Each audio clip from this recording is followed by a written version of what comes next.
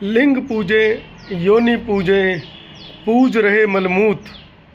लिंग पूजे योनि पूजे पूज रहे मलमूत। शिक्षा से नफरत करें पाखंडियों के पूत। प्रयागराज कुंभ नहान पर इस सीजन की यह मेरी पहली वीडियो है।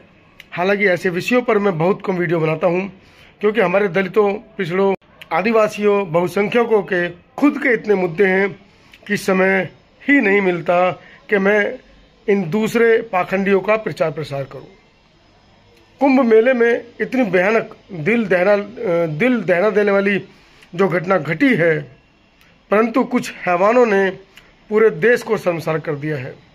आरएसएस, बीजेपी, संघ, बजरंग दल आदि ने लोगों को शैतान के झुंड में बदल दिया है।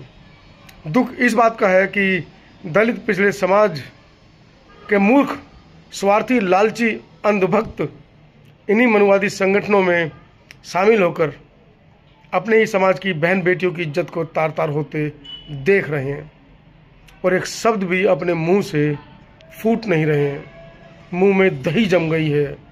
ऐसा लगता है मानो ये बहुजन समाज के या दलित समाज के हैं ही नहीं, ये स्वयं को स्वर्ण समाज का हितैषी समझने लगे हैं। कहने को तो अयोध्या राम की नगरी है।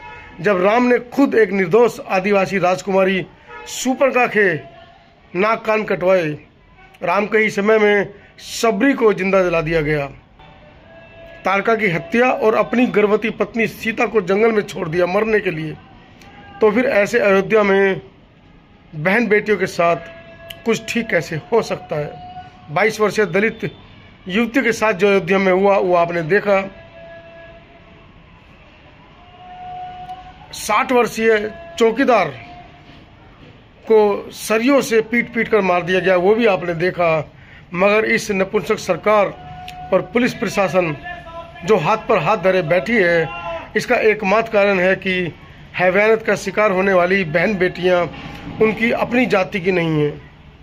यानी शासन प्रशासन, मीडिया, अदालत में बैठे मनुवादियों की बहन बेटियों के साथ ऐसा शर्मसार हादसा नहीं होता है। याद कीजिए दिल्ली का 2012 का मामला, निर्भया केस का मामला। पूरा देश उमड़ गया था उसको न्याय दिलाने के लिए, क्योंकि निर्भया उत्तर प्रदेश के गोरखपुर के किसी स्वर्ण ब्राह्मण की लड़की थी।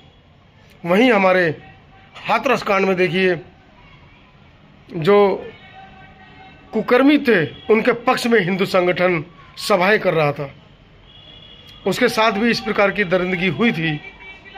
निर्भया के साथ चलती बस में मनुवादी मीडिया ने पूरा प्रकरण दिल्ली में कोहराम मचा रखा था। बाद में बलात्कारियों को पिछड़े समाज की एडवोकेट सीमा कुशवाहा ने फांसी पर चढ़वाया था।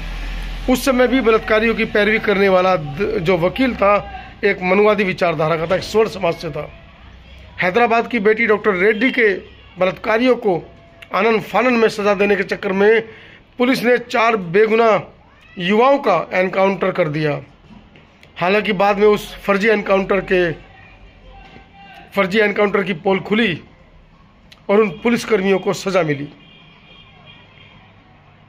सोचिए, कहने की बात है, अगर शासन प्रशासन, मीडिया और अदालतें अपना काम पूरी ईमानदारी से करें तो किसी भी बहन बेटी के साथ ऐसी हैवानियत शायद कभी नहीं होगी। हमारी शासन प्रशासन से मांग है, दलित पिछड़े समाज की बहन बेटियों के साथ जो हैवानियत का नंगा नाच करने वाले और देश को शर्मसार करने वाले जो जिम्मेदार लोग हैं, जो जिम्मेदार हैवान हैं, उनको तुरंत गिरफ्तार करें, फांसी के फंदे पर उनको चढ़ाए और दलितों को, पिछड़ों को न्याय मिले। मेरी सरकार, अपने 56 इंच के सीने की लाज तो कुछ रखो। धन्यवाद।